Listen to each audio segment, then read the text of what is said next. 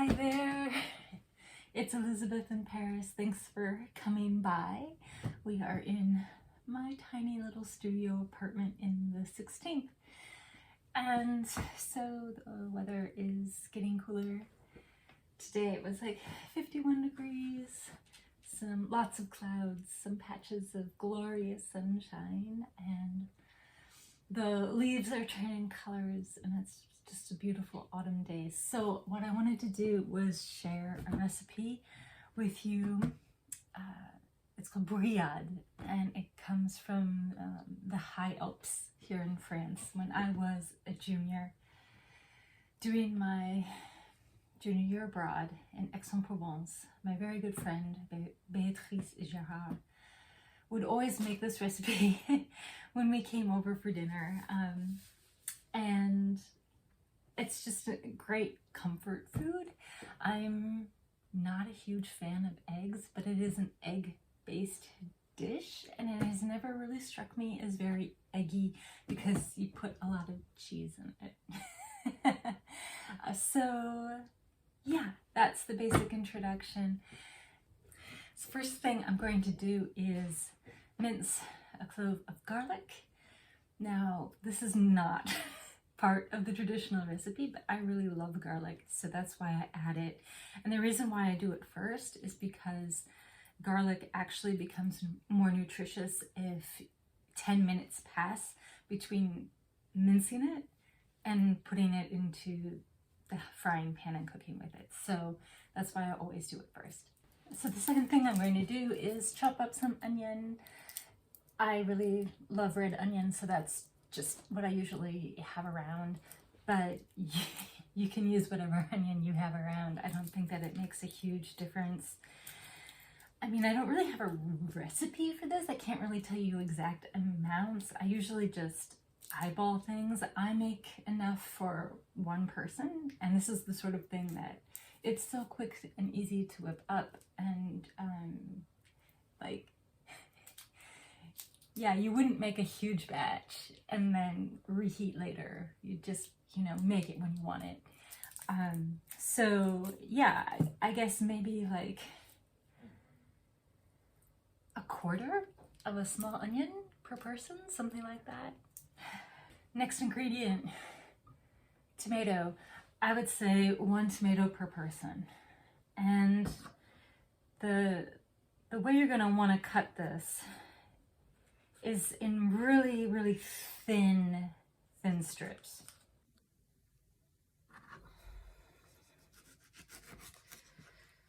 So here's kind of like what I'm talking about, real thin.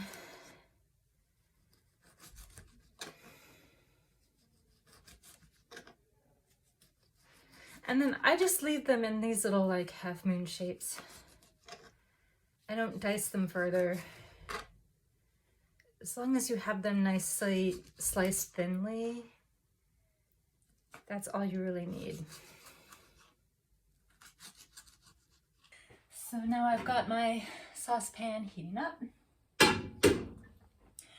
I suppose you could add a little oil if you wanted to, but I just use a nonstick pan and it doesn't require oil. And so now I'm going to just throw in the sliced tomato and let that reduce for a bit.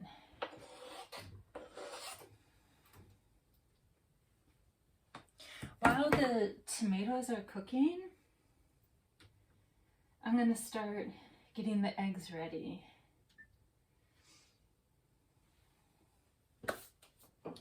Now, the traditional recipe that Bea would make would be 1 egg per person, but I'm American. So I give myself 2 eggs. And the other thing is that you could do 1 egg per person, especially if you're going to have a salad on the side and if you're going to have like some bread and butter on the side. But if you're really like relying on the brouillade for the whole meal, then yeah, 2 eggs per person. So I've got my eggs. I'm just going to beat them.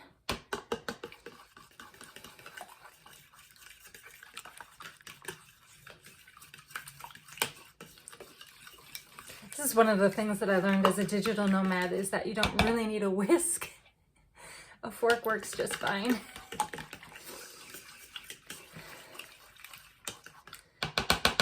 All right, just gonna add some salt. Again, I don't really have a recipe. And then a dash of pepper. Mix that in.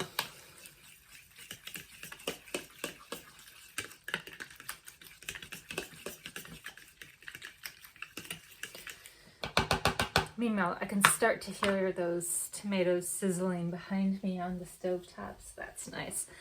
Okay, so now what we do is we add milk. I've got lait entier, which means whole milk, but that's just because this is what I use in my coffee because there's no half and half here. So it's either like whole milk or like all the way to cream. And actually, I just saw a study that suggested that if you have your coffee with whole milk, it's really not terrible for you if it's like less than 2 teaspoons of whole milk per mug. So there's also that. Anyway, again, I don't really have a measurement to give you. I just put a generous amount of milk in with the eggs. And then mix that together. Like, I guess it's kind of called brouillade because you're sort of boiling the egg in milk. Kind of, maybe, sort of. This is my theory. So now we're going to add the cheese. The traditional cheese for this dish is Emmental, which is like a farmer's cheese. Think of it as, I mean, kind of Swiss cheese is close to it. So if you want to be traditional, you can shred up some Swiss cheese. I've got some shredded cheddar on hand. So this is not the traditional recipe, but I can vouch for it. Shredded cheddar tastes amazing with this dish. So I recommend it. And even if it's not traditional, it's really not traditional. I guess the other thing is that, like, you know, in the States, it's going to be really easy for you to find the shredded cheddar. Shredded Emmental, yeah, not going to be easy to find. And, or any Emmental, probably going to have to go with Swiss and then, you know, probably have to shred it yourself. So just for ease and convenience, knowing that it's going to, you know, taste wonderful, I would just say, just go with shredded cheddar. Meanwhile, here's what's happening in the pan. Our tomato is reducing. The liquid is disappearing. And I want to get those onions going too. So I'm just going to add my onions to the pan as well. I'm going to hold off on the garlic just because garlic cooks so quickly. I want to give the onions more time on the heat than the garlic. All right, back here to the cheese. Again, I just eyeball it.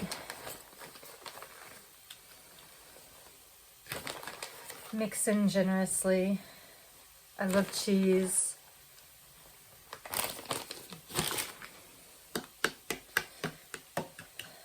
And then you just want to mix everything in well. And we're going to wait on that for a bit because I'm going to want my onions to cook for a bit, and then I'm going to throw in the garlic and let that just cook for like a minute before adding the egg mixture. All right, so our onions are looking nice and translucent. We've like really managed to cook those tomatoes down.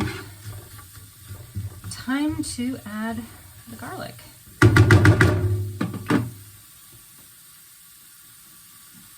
And again, this is not traditional. This is because I love garlic. But it tastes great. It goes well with the recipe. And I guess the other virtue of adding the garlic is that it does add like another element of biodiversity. So one of the rules that I like to live by is trying to consume at least 8 different fruits or vegetables per day. And it's just a good rule of thumb for health and well-being.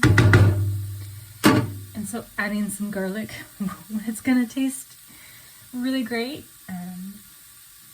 Yeah, to me it's an easy biodiversity win.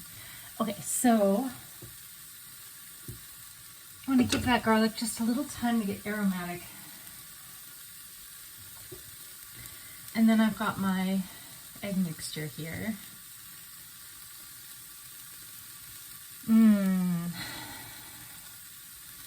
Yeah, the garlic does not take long at all to start releasing the aroma.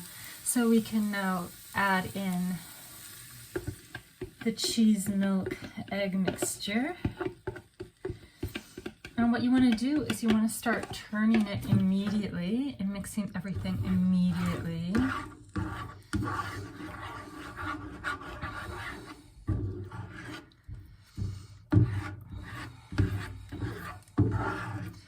And once you've got everything like pretty well mixed, like if there's an even amount of cheese around, there's an even amount of like tomatoes and stuff around, then you can maybe let it sit for a bit. And so then this boiling action starts to happen. Do you see that? I think that's my theory of why it's called brouillade. It's because like you're boiling the egg essentially.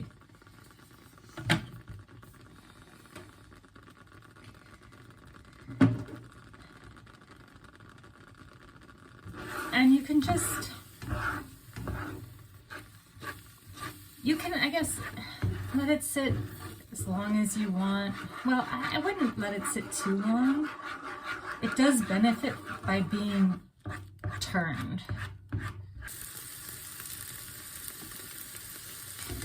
Continuing to turn it.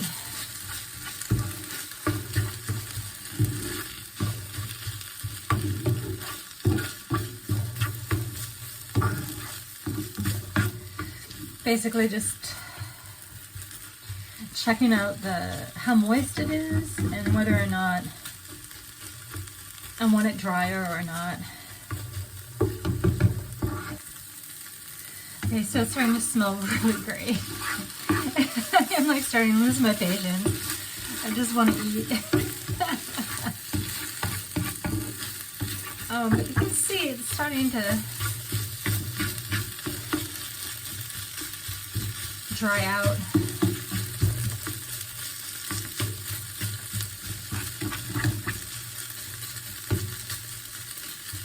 It smells so good though. I'm just gonna break down and plate it.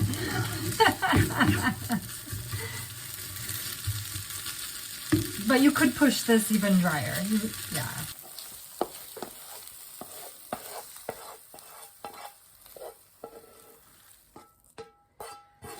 So, to make a complete dish, right, a complete dinner, like a nice little side salad, some bread and butter.